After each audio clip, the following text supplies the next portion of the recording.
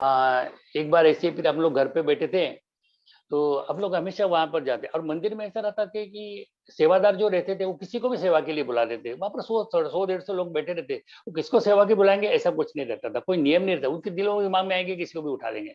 एक बार ऐसे हम लोग चाय पी रहे थे, तो पता नहीं मुझे ऐसा आभास हुआ कि गुरुजी का मुझे गुरुजी की प्रतिमा मुझे दिखाई दी। तो मैंने इसको भी बोला, को भी बोला और लड़की को बोला कि गुरु जी का प्रतिमा दिखाई दे रही है। बोले पापा आपको तो है ना वो गुरु जी का ये सवार हो गया। बोले तो आपको सब तरफ गुरु जी थे। मैंने नहीं, सही में गुरु जी दिख रहे। तो जैसे वो देखने मैंने नहीं, अभी तो गायब हो गए। मैंने कहा अभी तो दिखाई नहीं दे रहे गुरु जी। तो बोले नहीं, कोई गुरु जी वगैरह नहीं, हाथ तो दिखे। मैंने देखो अपन हम लोग जा रहे हैं ना। मैंने कहा फिर गुरु जी को मैंने बोला, गुरु जी अगर आपने सही में मुझे दर्शन दिए हैं तो आज मुझे सेवा मिलेगी, नहीं तो नहीं मिलेगी। तो मैंने कहा मैं मान जाऊंगा कि मैं झूठा हूँ। मैंने ऐसे ही बोला। तो हम लोग शाम को मंदिर गए, वहां पे 150-200 लोग बैठे थे। तो फिर वहां पर बैठे थे हम लोग, सब जाके बैठ गए 5:45 बजे। फिर बाद में अब इतने लोगों के अंदर सेवादार ने इशारा करके मुझे बोला, अंकल आप इधर आइए। तो फिर मैं ही गया। तो गुरु जी वो जल प्रसाद का ग्लास उन्होंने मुझे दिया और मुझे बोला कि अंकल ये जल सेवा जो है आपको करनी है, आप गुरु जी के आगे जाके रख दीजिए। तो फिर उनका जैसा नियम था, सेवादार मैं आगे था जल प्रसाद लेके, और 4 सेवादार मेरे पीछे थे, और हाथ जोड़ के मैं आगे जाके गुरु जी के वो जल प्रसाद रख दिया। और फिर मैंने इनकी तरफ देखा, मैंने देखो गुरु जी ने मुझे सेवा दी कि नहीं। अच्छा, तो फिर मैं वापस आके वाके बैठ गया। तो बोले ठीक है। अच्छा, उसके 2 मिनट बाद में वो सेवादार ने बोले अंकल आप इधर आइए। तो फिर दोबारा मुझे बुलाया, मैंने बोली अंकल, फिर मुझे रसोई घर में लेके गए। अब मैं रसोई घर में उसको पहली बार गया था वहां पर जो था, और वहां पर गुरु जी का इतना बड़ा स्वरूप था, ऐसा लग रहा था गुरु जी के अभी बोल पड़ेंगे। और फिर उनके सामने ही सेवादार ने बोला, अंकल आज जितनी भी संगत आ रही है ना, इन सबके लिए आपको चाय बनानी है, हम बताएंगे आपको कैसा क्या करना है। तो वो अब हमको बताते गए कि भाई कितनी शक्कर लेना है, कितना चाय लेना है, वो उनके हिसाब से वो मुझे डायरेक्शन देते गए, और मैं बनाता गया।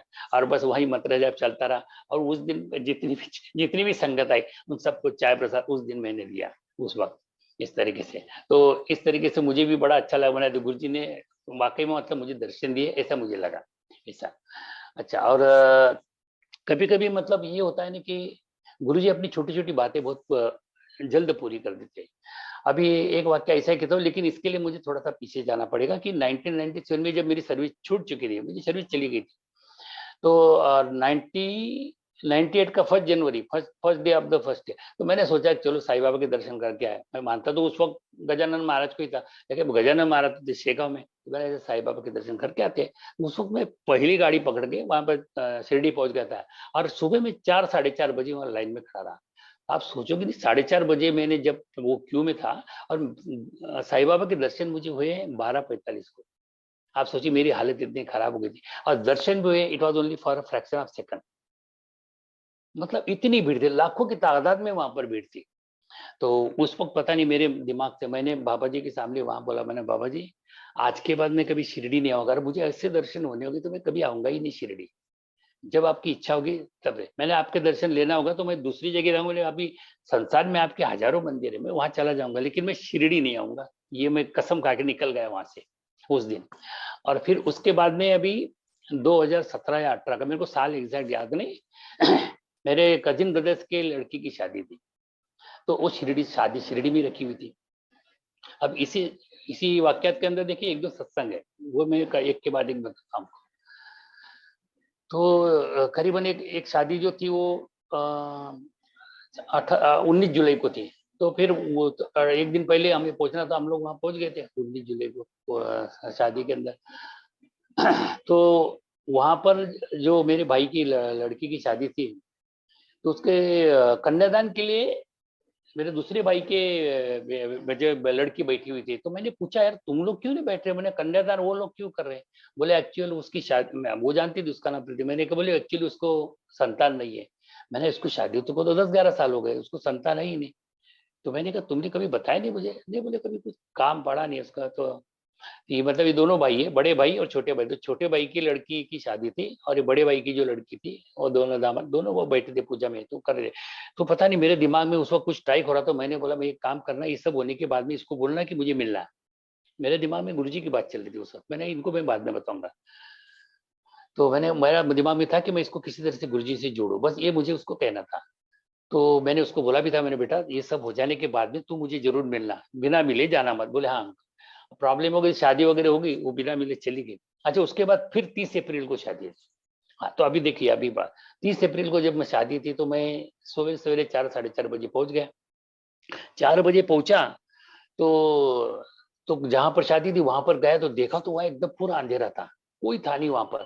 तो फिर मैंने इन लोगों को फोन लगाया, मैंने यार तुम लोगों ने तो एड्रेस दिया है। तो बोले नहीं बाबू, बोले शादी तो 12 बजे है। अरे मैंने शादी 12 बजे तो तुम बताएगा कौन, मैं तो पूरा फंक्शन भी नहीं बता दी, मैं तो आ गया हूँ और मैं यहाँ भी कोई भी नहीं। मैंने तुम लोग कब पहुंच रहे, नहीं बोले हम लोग 11 साढ़े 11 तक पहुंचेंगे। और मैं सुबह पहुंच गया था 4 साढ़े 4 बजे। तो मैंने कहा अरे भाई एक्चुअली बोले जल्दबाजी में हम लोग भूल ही गए। मैंने ठीक है अभी पहुंचो, मैं तो पहुंच चुका हूँ। तो अभी मैं क्या करूँ, 4 साढ़े 4 का टाइम में रिक्शा वाले को बोला, मैंने भैया तू कहीं पर भी मेरे, बोले सर आपको कहाँ मैं पहुंचाऊं, आज तो बोले वैसे ही लाखों लोग शिरडी में आए हो बोले। मैंने यार वो मैं कुछ नहीं जानता, तू मेरी कहीं भी व्यवस्था कर, थोड़ा क्या।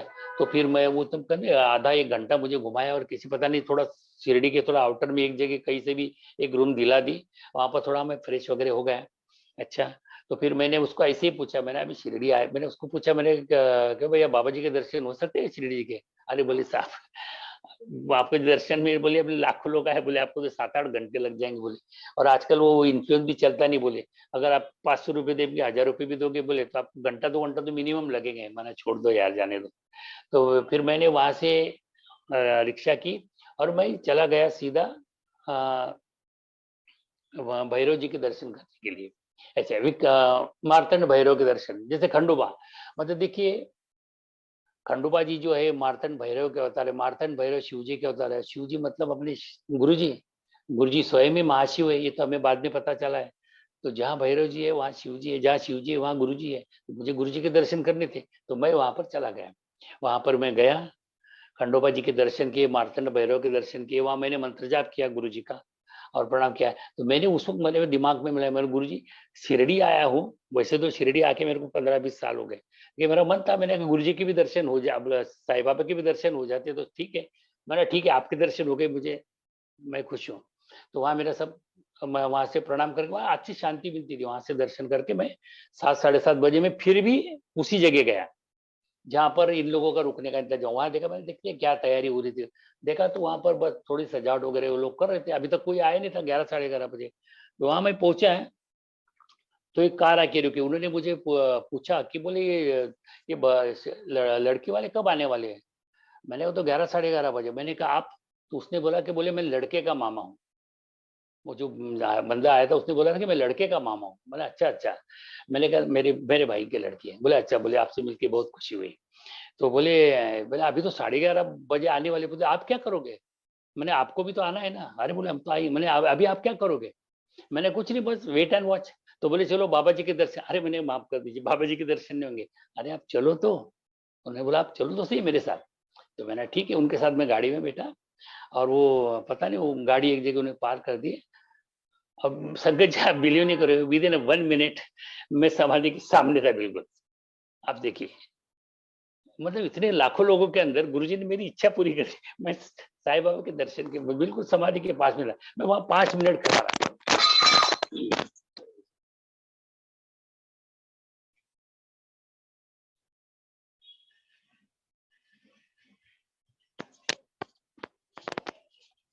सॉरी संगत जी।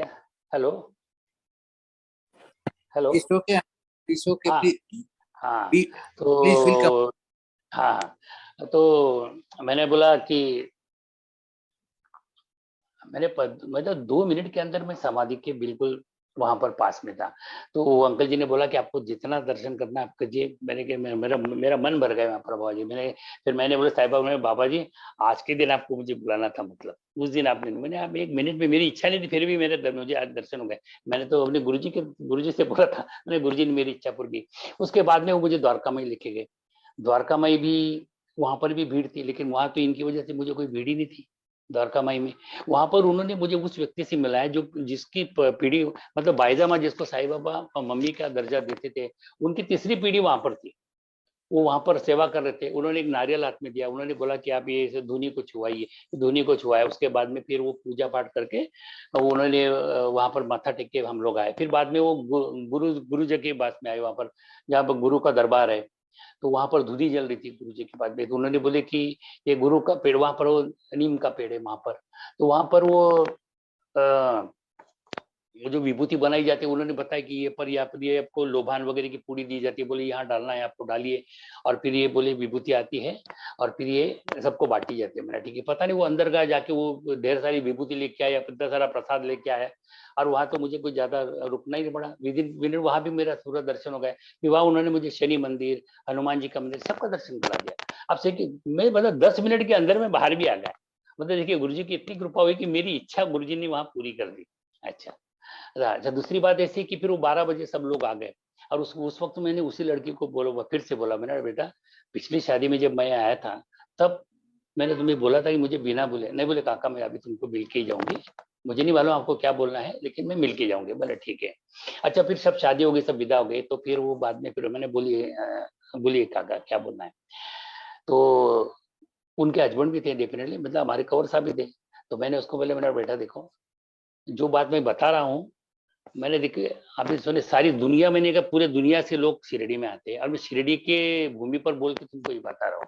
मैंने देखो मैं किसी को बहुत मानता हूँ, मैंने एक गुरु जी है, मैंने ये शिव जी का अवतार, मैं सिर्फ तुमको बोल रहा हूँ, मैं हर एक को ये बात बता नहीं सकता हूँ। मैंने कहा मैं चाहता हूँ कि इनका जो जैसा ही शिरडी है वैसा, मैंने कहा एक बड़े मंदिर इनका जो स्थान है, उनकी यहाँ समाधि है, तुम जिंदगी में सिर्फ एक बार मैंने वहां जाके हुआ, मेरा दिल कह रहा अंदर से कि तुम्हें लड़का जरूर होगा, तुम बिना संतान के नहीं रहोगे, ये मेरा अंदर से मन हो रहा है, तुम सिर्फ गुरुजी से जुड़ो। बोले तो फिर कौर साहब भी बोले नहीं ठीक है अंकल हम जाकेंगे, एक्चुअली नजदीक तो है नहीं, बोले दिल्ली तो दूर है, मैंने जाने को आज तक दिल्ली को तो नहीं, लेकिन जाना जरूर। ठीक है, तो फिर भी उसके बाद में फिर उसको मैंने बोला, मैंने बेटा ऐसा है, मैं सबको तो ये बात पता नहीं, सब लोग मैंने कहा बेवकूफी बोलेंगे, भैया शिरडी में तुम आए हो साईं बाबा के दर्शन करे, दुनिया से लोग आते, तुम बोले कि दिल्ली जाके दर्शन करो। मैंने देखो जो मुझे लग रहा है वो मैं तुमको बता रहा हूँ। मैंने कहा देखो अगर तुमको जाने में दिक्कत हो रही है तो तुम सिर्फ ये मंत्र जाप बोलो, ओम नमः शिवाय शिव जी सदा सहाय, ओम नमः शिवाय गुरु जी सदा सहाय, इतना मंत्र जाप तुम सुबह शाम बोला करो, और जब भी तेरा मन होगा तब तुम मैंने कहा उनके दर्शन को चले जाना, लेकिन दिल से बोलना, श्रद्धा से बोलना। मैंने कहा वो लेट्स ट्राई वाला हिस्सा मत बनना, क्योंकि लोग क्या करते हैं, चलो कोशिश करके देखते हैं, मतलब भगवान की परीक्षा लेने जाते हैं लोग। श्रद्धा रखो तो तुम्हारा सब काम होगा। तो बोले हाँ जरूर मैं ऐसे करूंगी। तो उसके बाद में जो ऐसा हुआ ना कि मैं जब भी उसको मैसेज करता था, कभी भी व्हाट्सएप करता था, 2 दिन में 3 दिन में, तो मैं हमेशा जय गुरु जी बोलता था, और वो भी मुझे जय गुरु जी का ही रिप्लाई देते थे। ये वो बात हो गई मतलब 30 अप्रैल की। और संगत जी अगले 18 अप्रैल को उसका लड़का हुआ, जय गुरु जी। तो देखो मेरा मन, तो फिर उसके बाद में एक्चुअली उसका जाना हुआ नहीं, मैंने उसको बोला, मैंने बेटा तू मंत्र जाप ही किया कर, जब तेरा बच्चा थोड़ा सा बड़ा हो जाएगा तब तू वहां चली जाना, कोई बात नहीं है, तेरा काम तो होगा ही कि नहीं। ऐसा मैंने उनको यही बात बोला। अच्छा, दूसरी चीज ऐसी हुआ है कि जैसे मीना दीदी ने मेरे पीछे पड़ गई थी कि आप गुरुजी से जुड़ो, वैसे मैं अपने जीजा जी को भी हमेशा बोलता था। मेरी एक सिस्टर जो है वो उत्तराखंड में है, अल्मोड़ा में है, तो वो लोग बड़े साईं भक्त हैं, जबकि वो उत्तराखंड में है, और साईं भगवान को वो इतना मानते हैं कि और किसी को मानती ही नहीं है। मैं हमेशा उनको बोलता था कि मैं जिया जी आप एक बार गुरुजी के यहाँ हुआ होगा, क्योंकि उस लड़की की पीएचडी भी हो चुकी थी और 2-3 साल हो चुके थे पीएचडी होके, बीच में तो कोरोना के वैसे ही 1.5-2 साल वैसे ही चले गए, उसको सर्विस भी नहीं लगी थी, फिर उसकी वजह से बीच में तो वैसे भी जाने लायक थी नहीं, और उसका मैरिज का भी नहीं हो रहा था तब तक। तो मैं उसको हमेशा बोलता था कि गुरु, मैं हमेशा उनको जय गुरु जी बोलता था, साईं बाबा की भी मैं उनको जय गुरु जी का मैसेज भेजता था, वो साईं बाबा का भेजते थे, मैं जय गुरु जी को, मैं हमेशा उनको बोलता था कि जय गुरु जी को होता है। तो कभी कभी मैं गुरु जी को बोलता था, मैंने गुरु जी मैं इन लोगों को बोल बोल के थक गया, मैंने आप ही कुछ कीजिए और उनको बुलाइए, मैं ऐसा बोलता था गुरु जी को। तो एक बार क्या हुआ कि वो जीजा जी का मुझे फोन आया, अरे प्रदीप तुम्हारे गुरु जी मेरे सपने में आए। तो मैं बड़ा हैरान हो गया, मैंने कहा जीजा जी वैसे गुरुजी मेरे अकेले, गुरुजी सबके नहीं, बोले वही वही बोला कि तुम्हारे गुरुजी मेरे सपने में कैसे आए, मैं तो उनको मानता नहीं। अच्छा मैंने हुआ क्या, बोले एक्चुअली सुबह 5 बजे का टाइम था और मेरे सपने में आए, उन्होंने मुझे बोला कि अभी तक तुम बड़े मंदिर गए नहीं। तो मैंने बोला कि नहीं गुरुजी, फिर मैंने हाथ जोड़ के बोले नहीं गुरुजी बोला, और बस उन्होंने बोले वो अपनी कार में बैठे और चले गए। तो मैंने कहा जीजा जी इसका मतलब ये हुआ कि आपको बड़े मंदिर जाना है, जाके आना चाहिए था। उन्होंने अगर ये बोला है कि आप अभी तक बड़े मंदिर नहीं गए तो मैंने तुमको जाना चाहिए। और फिर मैंने वो लड़की को भी बोला, दीदी को भी बोला, मैंने देखो तुम बड़े मंदिर जाओ, ये कुछ न कुछ इंडिकेशन है बड़े मंदिर गुरु जी का बुलाने का। उनको वही बोला मैंने कि मैंने कहा आपको बड़े मंदिर बुलाने का गुरुजी का इंटीमेशन है। तो मैं दीदी को भी बोलता था, तो मैंने गुड़िया ये मतलब वो मेरी भाजी को भी बोला, मैंने बेटा कुछ कुछ तो करो यार, तुम एक बार मैंने बड़े मंदिर हो जाओ। तो मैंने कहा देखो तुम्हारा रास्ते जरूर खुल जाएंगे, तुम एक बार बड़े मंदिर जाके आ जाओ। तो फिर दीदी अपना मतलब दीदी अपनी बोली कि अभी पैसे तो कुछ काम है नहीं, तो क्या करेगी बड़ी वहाँ, मतलब दिल्ली जाके कुछ काम निकलेगा तो जाएंगे, बड़ी मंदिर भी हो आएंगे, देखते हैं बोली जैसी बाबा की इच्छा। मेरे ठीक है। एक बार फिर वो तो बिल्कुल 3-4 दिन के बाद में मेरी भांजी का मुझे फोन आया, बोले मामा मैं मुझे बोले दिल्ली में सेंट्रल गवर्नमेंट की नौकरी का कॉल आ गया है, बोले मैं बड़ी मंदिर जा रही हूँ। और मैंने कहाँ से आया, तो वो transnational health health science and institute है वो, तो वहां पर उसको इंटरव्यू के लिए कॉल आ गया। तो बोले अभी मैं बड़े मंदिर जा रही हूँ। मैंने जय गुरु जी, देखो तुम जी ने बुला लिया। फिर अभी तभी जीजा जी और दोनों जो थे, जीजा जी को तो चाहिए था कि बोले मुझे तो बड़े मंदिर जाना ही दर्शन करने के लिए। तो फिर वो लोग दिल्ली चले गए। अभी वहां पर वो लोग उन्होंने बोले बोले मामा मुझे लेकिन वो हॉस्टल में ही एडमिशन मिल जाए तो अच्छा है। मैंने कहा देखो गुरुजी सब करेंगे, तुमको गुरुजी की संगत भी मिल जाएगी, ये भी मैंने उसको बोला। तो अच्छा एक दिन ढूंढते ढूंढते उनको ऐसी संगत मिल गई कि जो गुरुजी को अच्छे मानते थे। वो भी उन्होंने मुझे बोला कि मामा आप मुझे कोई ना गुरुजी का स्वरूप दीजिए। मेरे को तो गुरुजी की संगत मिल गई बोले। और वो मुझे बोला कि हम आपका, क्योंकि वो ई पास से दर्शन, बोले ई पास भी दिलवा देंगे। मैंने देखो तुमको टाइम मिला भी तुम वहीं पर हो, पहले तुम अपना काम करा लो, उसके बाद में दर्शन भी कराएं। तो उसके बाद में फिर उस पीरियड में तो जा नहीं पाए। तो उसके बाद में 2 दिन बाद उनको और ऐसी संगत मिल गई जिनकी खुद की कार थी, वो संगत खुद ही उनको लेके चली गई ई पास के दर्शन के लिए। और ई पास से तो मैंने निकालवा दिए थे उनको, तो वैसे उनको दर्शन करके वो लोग आ गए। तो इस तरह देखिए गुरुजी ने उनको बुलाने का था तो कैसे ही बुलाया। अब शादी भी गुरुजी करवा देंगे जैसे भी वो गुरुजी की इच्छा है सब आगे।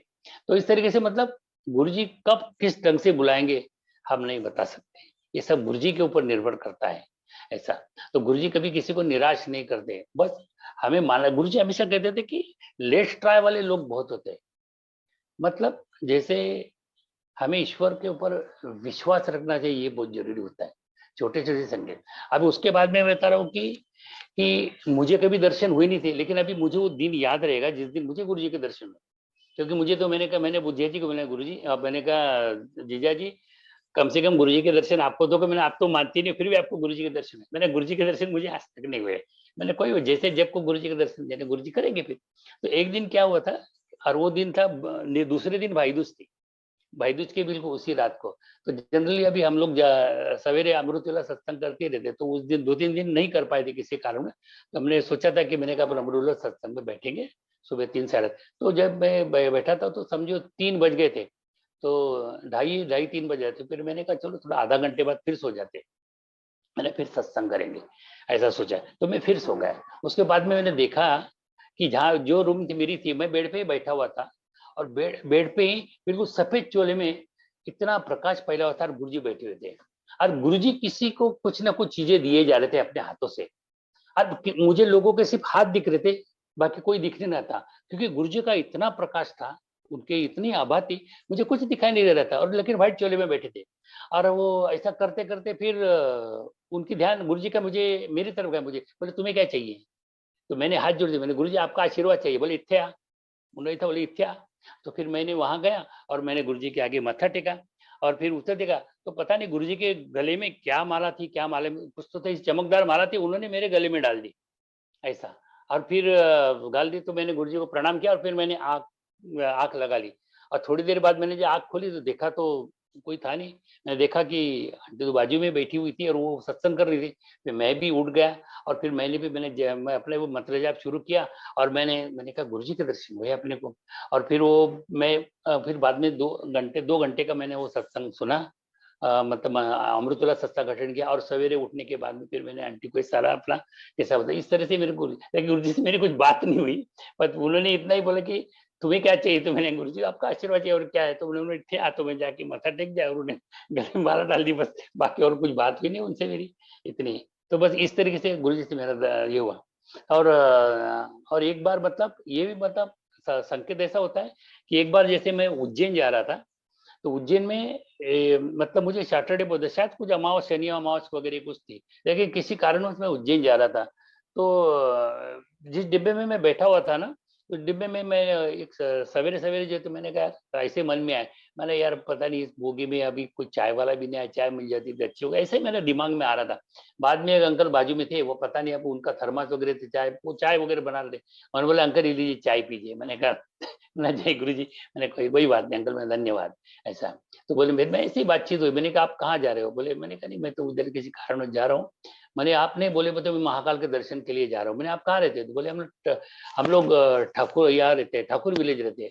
मैंने आप ठाकुर विलेज रहते हैं और महाकाल के दर्शन के लिए आप उज्जैन आ रहे हो? तो मैंने आज दर्शन हो जाएंगे क्या? अरे बोले नहीं आज दर्शन नहीं होने बोले, क्योंकि बोले आज तो इसलिए बोले हमको लाइन में खड़ा रहना पड़ता है, इसलिए आज के आज मैं नहीं लौट सकता। नहा धो के हम लाइन में, बोले 6-7 घंटे तो लाइन में लगी जाएंगे। अब हमको तो तुरंत रात को शाम को लौटना था। इसलिए मैंने कहा मेरे दिमाग में एक ही विचार है। मैंने गुरुजी मैं सोच रहा था कि आज महाकाल के दर्शन करके मैंने आप महाकाल पे आऊंगा तो आपके दर्शन हो जाएंगे, तो आपके दर्शन तो मुझे होने से रहे।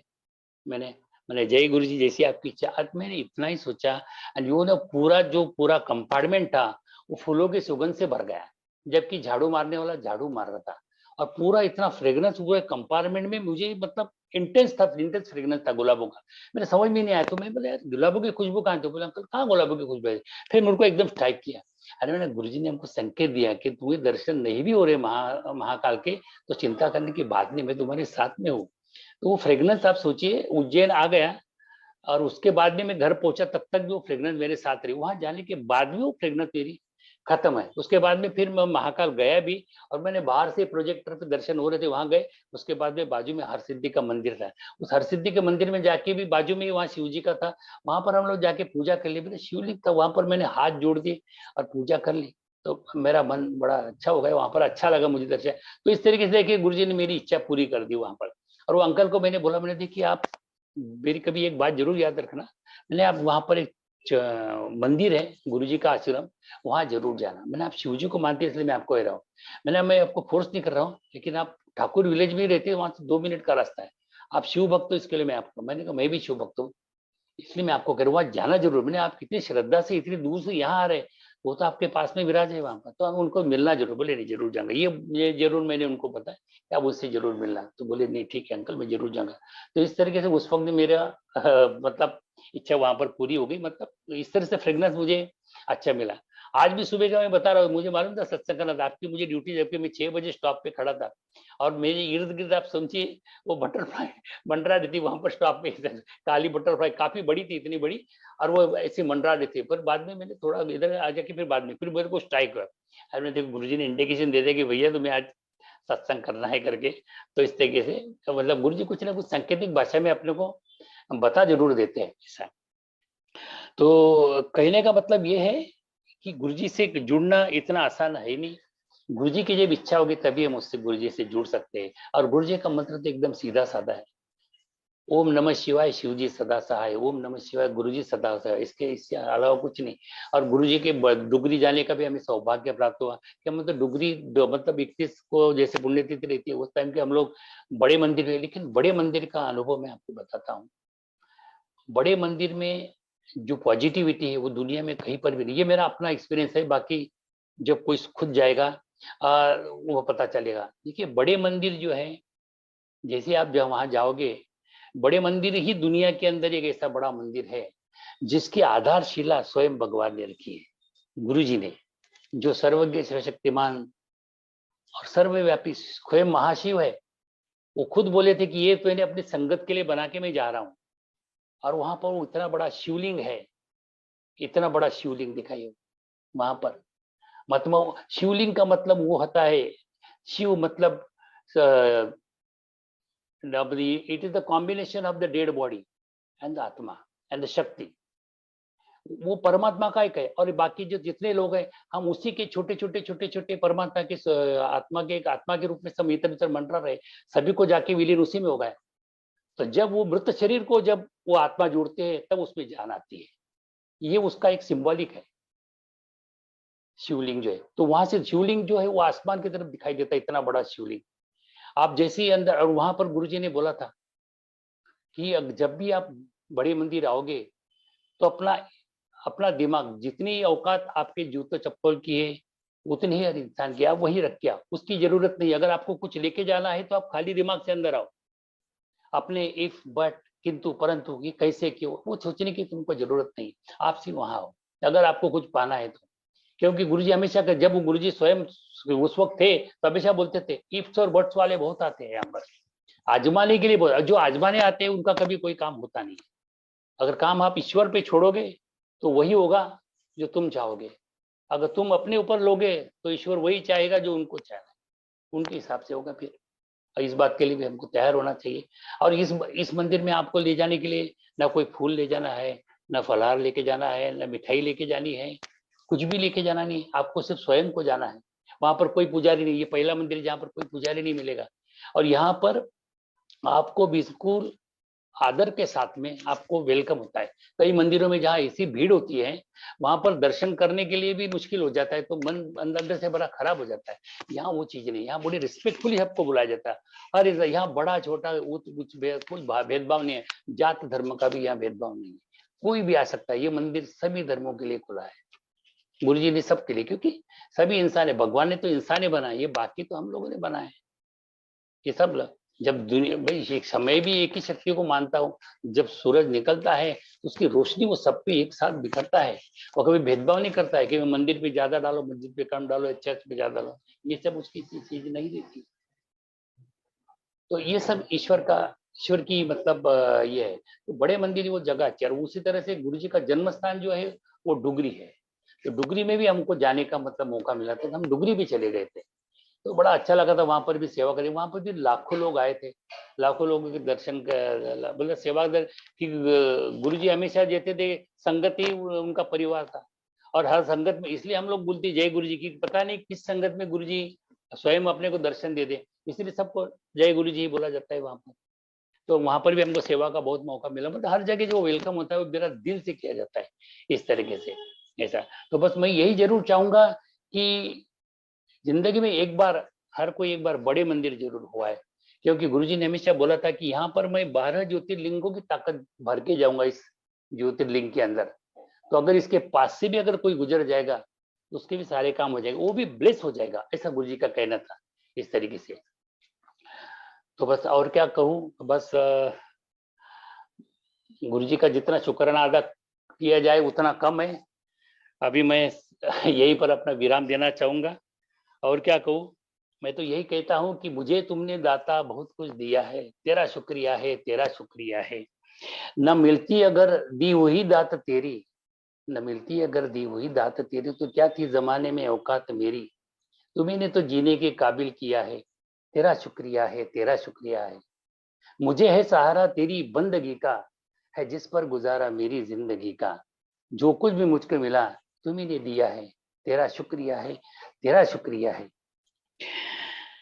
किया कुछ न मैंने शर्मसार हूं मैं, किया कुछ न मैंने शर्मसार हूं मैं। तेरी रहमतों का तलबगार हूं मैं, तेरी रहमतों का तलबगार हूं मैं। दिया कुछ नहीं बस लिया ही दिया है, तेरा शुक्रिया है, तेरा शुक्रिया है। मिला जो कुछ भी मुझको बदौलत तुम्हारी, मेरा कुछ नहीं सब है दौलत तुम्हारी। मिला जो कुछ भी मुझको सब है दौलत तुम्हारी, मेरा कुछ नहीं सब है दौलत तुम्हारी। उसे क्या कमी जो तेरा हो लिया है, तेरा शुक्रिया है, तेरा शुक्रिया है। मेरा ही नहीं तू सभी का है दाता, मेरा ही नहीं तू सभी का है दाता। तू सभी को है देता, सभी को खिलाता। तेरा ही दिया मैंने खाया पिया है, तेरा शुक्रिया है, तेरा शुक्रिया है। जय गुरु।